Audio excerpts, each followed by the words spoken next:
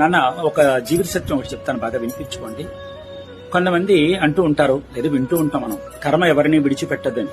అది మాత్రం వాస్తవం. కర్మ ఎవరిని విడిచిపెట్టదు. ఎప్పుడు ఎక్కడ ఎవరిని ఏ విధంగా చుట్టముట్టాలో అప్పుడు ఆ విధంగా చుట్టముట్టేస్తుంది. దానికి పక్షపాత బుద్ధి అనేం లేదు, తెలిసిందే.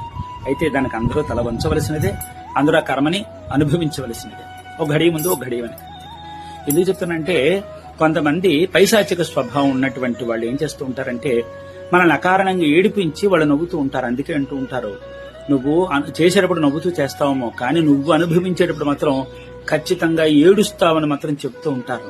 అంటే ఎందుకు చెప్తానంటే, కొంతమంది అకారణంగా పాపం వాళ్ళ మీద ఎంతో విశ్వాసం పెట్టుకున్నటువంటి వాళ్ళని మానసిక క్షోభకు గురి చేసి, అబద్ధాలాడి మోసాలు చేసి వాళ్ళని చిత్రహింసలకు గురి చేస్తూ ఉంటారు, మానసిక క్షోభను గురి చేస్తూ ఉంటారు, తెలిసిందా. అలాంటి వాళ్ళు పాపం వీళ్ళు బాధపడుతూ ఉంటారు, ఇదేమిటి మమ్మల్ని ఈ విధంగా మానసిక క్షోభకు గురి చేస్తున్నామని చెప్పి అంటూ ఉంటారు.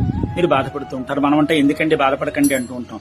మనం అన్నంత సులభం కాదు, ఆ బాధ కలుగుతూనే ఉంటుంది. నమ్మక ద్రోహం, నమ్మకమైనటువంటి దెబ్బ ఇంత అంతా కాదు. మీరు ఏడుస్తున్నారు కదా, ఏడ్చేసండి. దాని అర్థం ఏంటో తెలిసిన, మీ ఉసురు వాళ్ళు పోసుకుంటున్నారని, మీ కర్మ పూర్తి అయిపోతోంది, మీ కర్మను వాళ్ళు మోస్తున్నారని, మీ ప్రారంధ కర్మను మొయ్యడానికి వాళ్ళు సిద్ధంగా ఉండబట్టే వాళ్ళు ఈ విధంగా పైశాచికంగా అబద్ధాలాడి మోసాలు చేసి దబాయించి మిమ్మల్ని ఏడిపిస్తున్నారు. కాబట్టి మీ కర్మ పోతోంది, మీ కర్మ వాళ్ళకి అంటుకుంటోంది అని అర్థం.